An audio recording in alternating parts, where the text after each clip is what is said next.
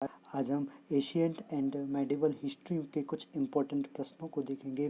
तो शुरू करते हैं। आइए। वैदिक काल में पड़ी नाम से जाने जाने वाले समुदाय का मुख्य व्यवसाय क्या था? व्यापार था। क्या था? व्यापार था। ऋग्वेद में पुत्री के लिए दुहिता शब्द का शाब्दिक अर्थ क्या होता है? गाय को दोहन करने वाली। ऋग्वेद में पुत्री के लिए प्रयुक्त शब्द दुहिता का शाब्दिक अर्थ क्या है? गाय का दोहन करने वाली। संगमरमर के लिए संगम युग में तमिल का सर्वाधिक लोकप्रिय देवता कौन सा था? तो मुरुगन सबसे लोकप्रिय देवता हुआ करते थे संगम युग में तमिलों के लिए। मोहम्मद बिन तुगलक ने किस धातु में सांकेतिक सिक्कों का प्रचलन किया था? तो कौन सी धातु में? कांस्य धातु का। कौन सी धातु? कांस्य धातु का प्रचलन किया था। कांस्य धातु का प्रचलन किया था। गुजरात को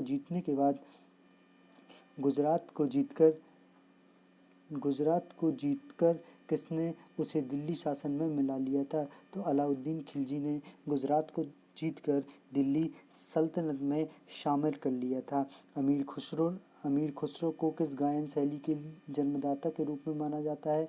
तो अमीर खुसरो को कव्वाली शैली के गायन के रूप में जाना जाता है। कबीर की मृत्यु के पश्चात उनकी समाधि कहाँ बनाई गई थी? तो मगहर में कबीर की मृत्यु के पश्चात उनकी समाधि बनाई गई थी। अकबरनामा के प्रख्यात लेखक अबुल फजल की हत्या किसने की थी? तो उनकी हत्या वीर सिंह देव बुंदेला ने की थी। बागी शहजादे खुसरो को आश्रय देने के लिए जहांगीर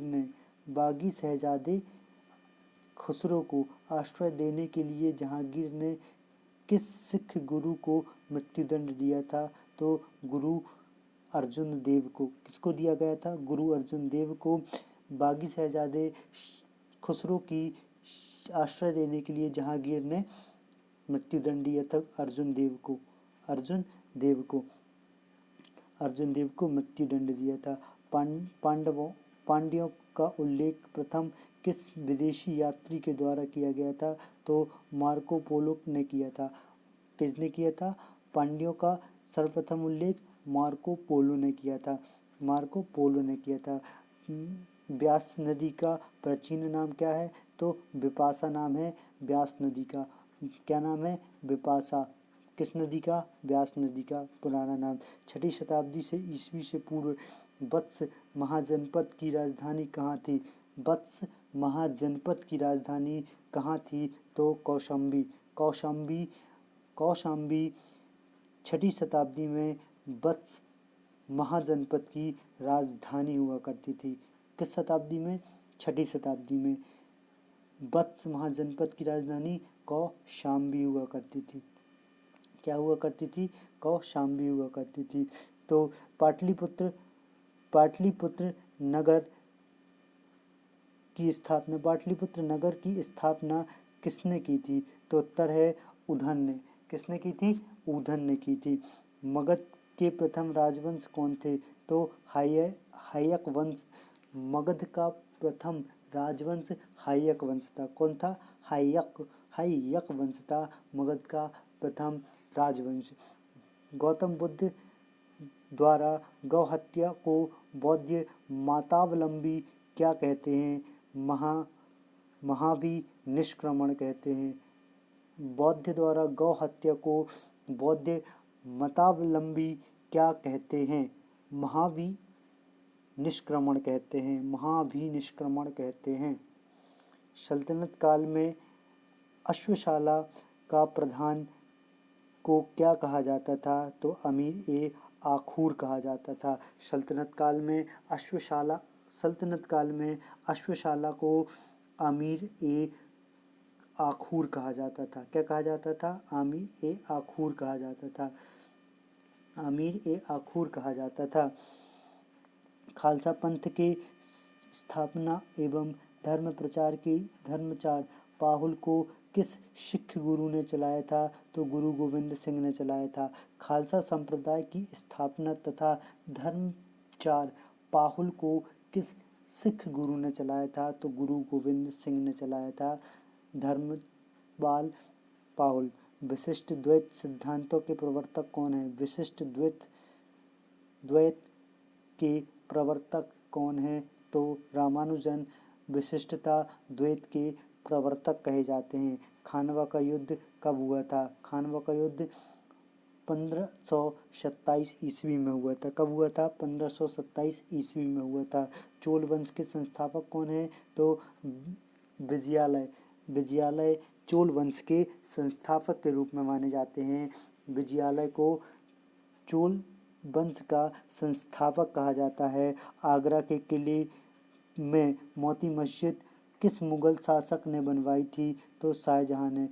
आगरा के किले में मोती मस्जिद शाहजहां के द्वारा बनवाई गई है। आगरा के किले में मोती मस्जिद शाहजहां के द्वारा बनवाई गई है। शाहजहां के द्वारा बनवाई गई है। पुष्यमित्र शुंग ने अश्वमेध यज्ञ किए थे। यह जानकारी किस ग्रंथ से मिलती है? तो महाभाष्य से मिलती है। किस ग्रंथ से मिलती है? महाभाष्य से। पुष्यमित्र शुंग ने अश्वमेध यज्ञ किए थे। यह जानकारी महाभाष्य से मिलती है। ऐतरेय ब्राह्मण किस वेद में है? तो ऋग्वेद में है। ऐतरेय ब्राह्मण किस वेद में है? तो ऋग्वेद में है। हिस्टोरिका नामक ग्रंथ किस लेखक ने लिखा है? तो हेरोडोटस ने लिखा है। हेरोडोटस ने हिस्टोरिका लिखा है। हेरोडोटस ने क्या लिखा है? हिस्टोरिका लिखा है। उत्तरा रामचरित के लेखक कौन हैं? तो इनके लेखक हैं भवभूति। उत्तर रामचरित के लेखक भवभूति हैं। महमूद के साथ भारत आए किस विद्वान ने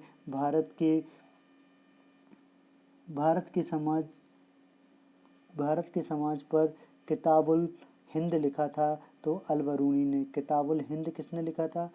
मोहम्मद महमूद के साथ भारत आए विद्वान ने भारतीय समाज पर किताबुल हिंद नामक पुस्तक अल-बरूनी ने लिखी थी। किसने लिखी थी? अल-बरूनी ने लिखी थी। खारमेर राजा ने किस राज्य की राजा से मित्रता की थी? तो राजेंद्र प्रथम से मित्रता की थी। खारमेर राजा ने किस राजा के साथ मित्रता की थी? तो राजेंद्र प्रथम के साथ मित्रता की थी। सल्तनत काल में हक ए सर्व क्या है? सिंचाई कर है। सल्तनत काल में हक ए सर्व सिंचाई व्यवस्था है, सिंचाई कर है।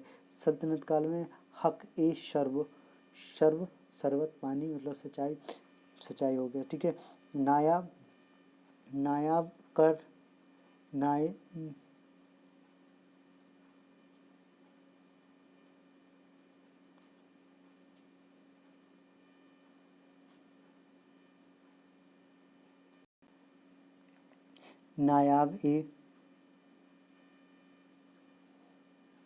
नायाब ए मामलिकात नामक पद का सृजन सल्तनत काल में किसके द्वारा किया गया था? तो मुइज़ उद्दीन बहराम शाह के द्वारा। नवाब ए मामलिकात पद का सृजन मुइज़ उद्दीन बहराम शाह के द्वारा किया गया था।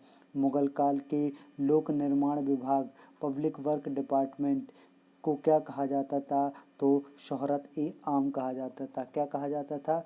शोहरत ए आम कहा जाता था। बंगाल के किस नवाब ने अपनी राजधानी मुर्शिदाबाद से परिवर्तित करके मुंगेर कर दी थी? तो मीर कासिम ने। बंगाल का नवाब मीर कासिम ने मुर्शिदाबाद से परिवर्तित करके अपनी राजधानी मुर्शिदाबाद से परिवर्तित करते मुंगेर कर दी थी।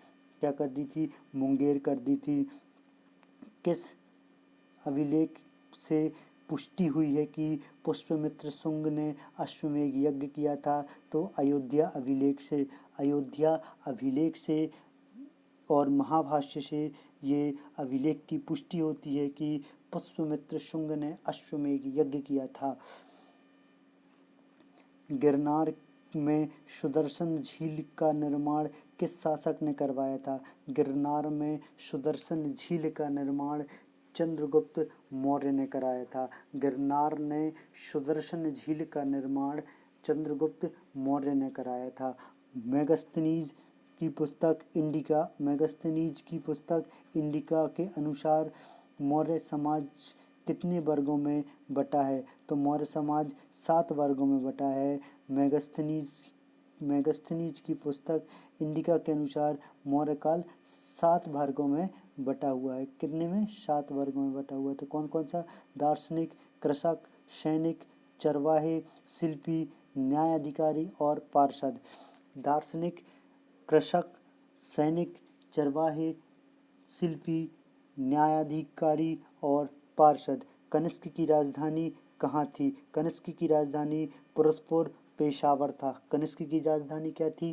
कनिष्क की राजधानी पुरस्पुर पेशावर था। पुरस्पुर पेशावर था। नरसिंहवर्मन द्वितीय ने किसकी उपाधि राजसिंह थी? कांची में किस मंदिर का निर्माण कराया था? कैलाश मंदिर का निर्माण किसने कराया था? कैलाश मंदिर का निर्माण नरसिंहवर्मन द्वितीय के द्वारा कराया गया था। एलोरा में प्रसिद्ध कैलाश का मंदिर का निर्माण किसने कराया था? तो एलोरा में प्रसिद्ध कैलाश मंदिर का निर्माण राष्ट्रकूट शासक कृष्ण प्रथम के द्वारा कराया गया था। राष्ट्रकूट शासक कृष्ण प्रथम के द्वारा कराया गया था। किसके द्वारा? राष्ट्रकूट शासक कृष्ण प्रथम के द्वारा प्रसिद्ध एलोरा में कैलाश मंदिर का निर्माण कराया गया था। शेरशाह का मकबरा कहाँ स्थित है? तो सासाराम में शेरशाह का मकबरा स्थित है। कहाँ? सासाराम में। सासाराम में शेरशाह का मकबरा स्थित है। और सासाराम कहाँ है? बिहार में। सातवाहन वंश का महानतम शासक कौन था? गौतमीपुत्र शतकर्णी। सातवाहन वंश का महानतम शासक कौन था? तो गौतमीपुत्र शतकर्णी था। सातवंश वाहक का महानतम शासक गौतमीपुत्र शतकर्णी। पहली बार किस अधिनियम के तहत गवर्नर जनरल की कार्यकारी परिषद में विधि निर्माण के उद्देश्य से किसे मनोनीत किया गया था? तो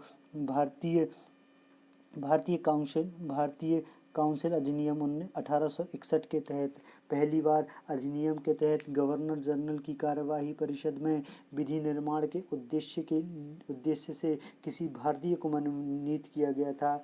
तो भारतीय काउंसिल अधिनियम 1861 के तहत लोथल कहाँ स्थित है? तो लोथल गुजरात में स्थित है। सभी को पता है लोथल कहाँ स्थित है। लोथल गुजरात में स्थित है। प्रसिद्ध पारसी त्योहार नौरोज किस शासक ने प्रारंभ किया था? तो बलबन ने प्रारंभ किया था। प्रसिद्ध पारसी त्योहार नौरोज किस शासक ने प्रारंभ किया था? तो बलबन ने प्रारंभ किया था। किस गवर्नर जनरल के काल में अंग्रेजी उच्च शिक्षा का माध्यम तथा सरकारी कामकाज की भाषा के रूप में स्वीकार कर ली गई थी? तो विलियम बेंटिंक के कार्यकाल में। विलियम बेंटिंक के कार्यकाल में अंग्रेजी को उच्च शिक्षा का माध्यम एवं सरकारी कामकाज की भाषा के रूप में स्वीकार कर ली गई थी। दिल्ली में लाल किले के अंदर मोती मस्जिद का निर्माण किसने कराया था? औरंगजेब ने कराया था। किसने कराया था? औरंगजेब ने दिल्ली के लाल किले के अंदर मोती मस्जिद का निर्माण औरंगजेब ने कराया था। सांची के स्तूप किस वंश के काल में बनवाए गए हैं? तो मौर्य काल में बनवाए गए हैं। किस काल में बनवाए गए हैं? मौर्य काल में बनवाए गए हैं।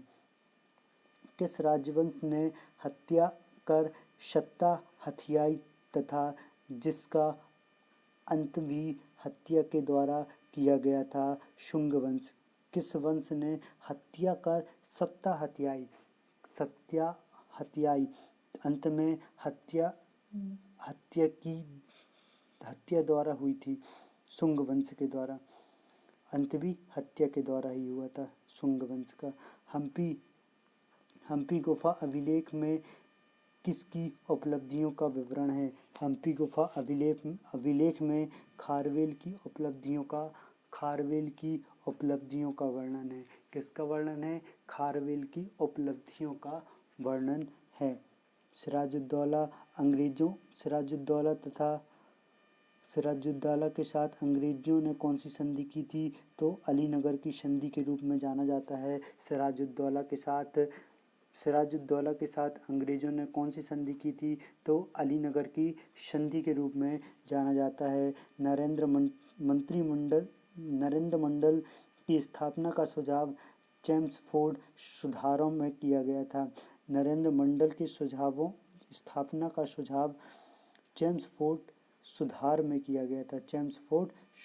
किया गया था। नकली निकासी धन निकासी के सिद्धांत का प्रतिपादन कौन है? दादा भाई नौरोजी। धन निकासी के सिद्धांत का प्रतिपादक नौरोजी हैं।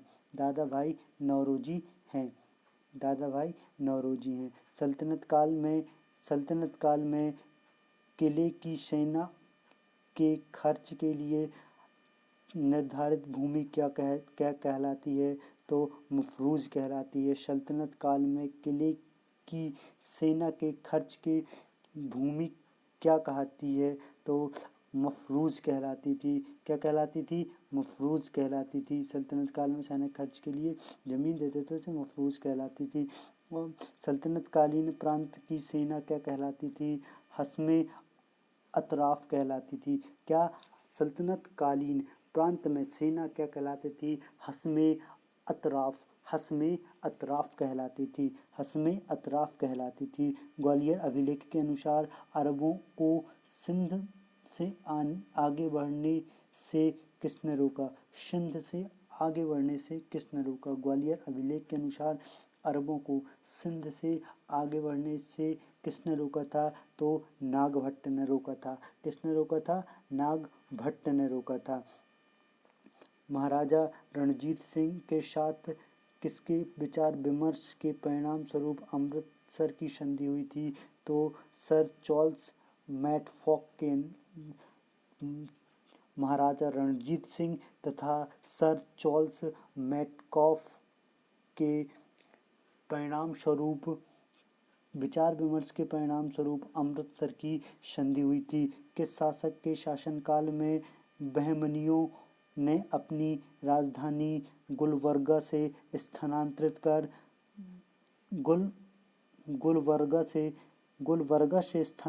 कर बीदर बनाई थी? तो अहमद शाह ने।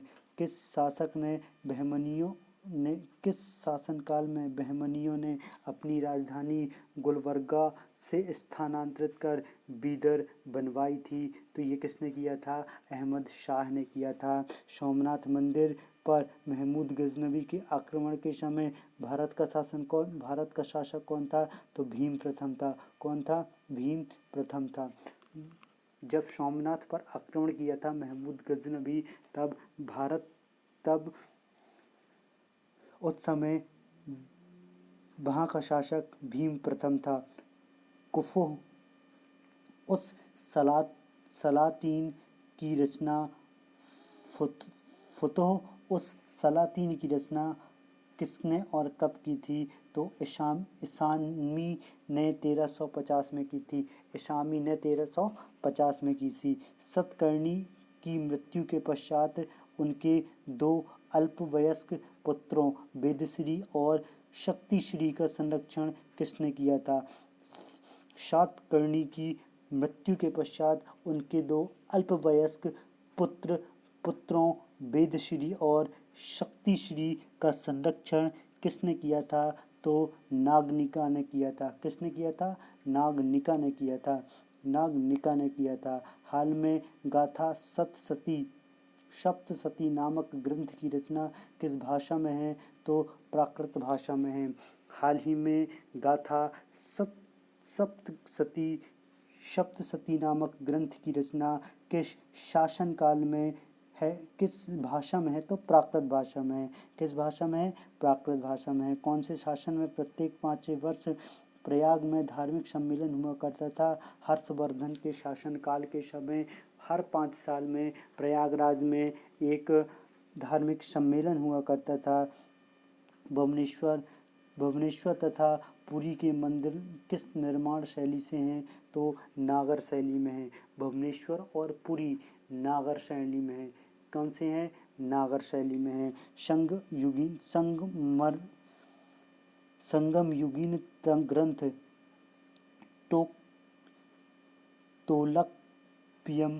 तोलकपियम किस विषय से संबंधित है? व्याकरण और काव्य से संबंधित है।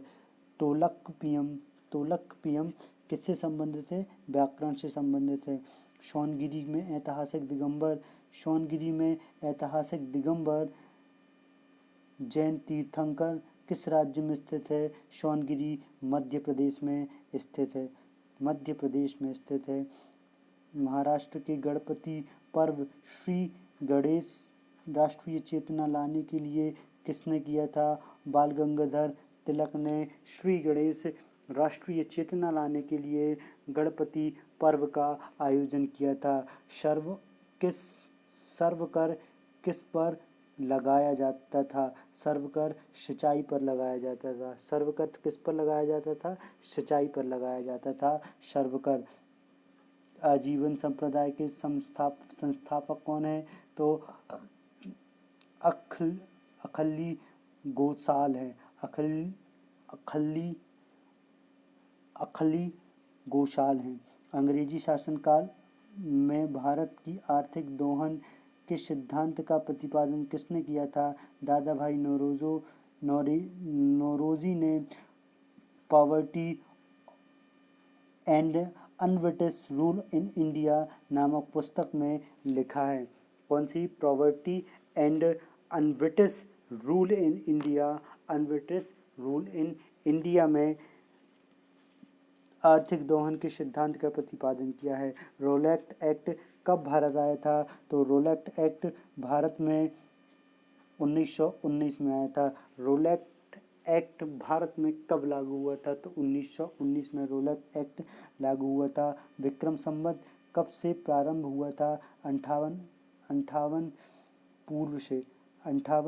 पूर्व से। विक्रम संवत कब से प्रारंभ हुआ था? तो 58 पूर्व से हुआ था।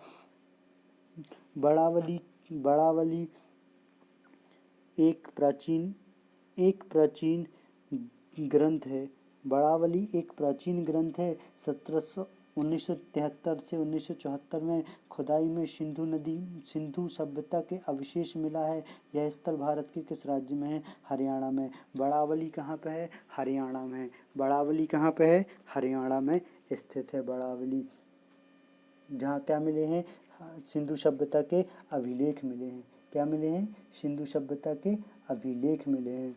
ये कहाँ पे है? बड़ावली हरियाणा में है। सिंधु सभ्यता में झोपड़ी की शल्य चिकित्सा का सुनिश्चित साक्ष्य कहाँ से प्राप्त हुआ है? कालीबंगा से प्राप्त हुआ है।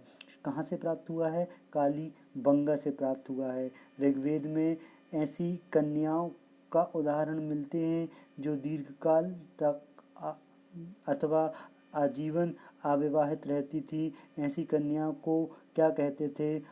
अमाजू कहते थे। ऐसी कन्याओं को क्या कहते थे? अमाजू कहते थे। महात्मा बुद्ध के समय कौशल देश कौन राज्य करता था? तो प्रसेनचित करता था राज्य। महात्मा बुद्ध के समय कौशल देश में प्रसेनचित राज्य करता था। कौन करता था? प्रसेनचित। महात्मा बौद्ध के समय प्रसेनचित राज्य करता था। किसके शासन ने वैशाली का परित्याग करके पाटलिपुत्र को मगध की राजधानी बनाया था? तो कालाशोक ने वैशाली का परित्याग कर पाटलिपुत्र को अपनी राजधानी बनाया था। अशोक के किस शिलालेख में कलिंग युद्ध का वर्णन मिलता है? तो 13वें शिलालेख में कलिंग युद्ध का वर्णन मिलता है। कलिंग युद्ध का वर्णन मिलता है।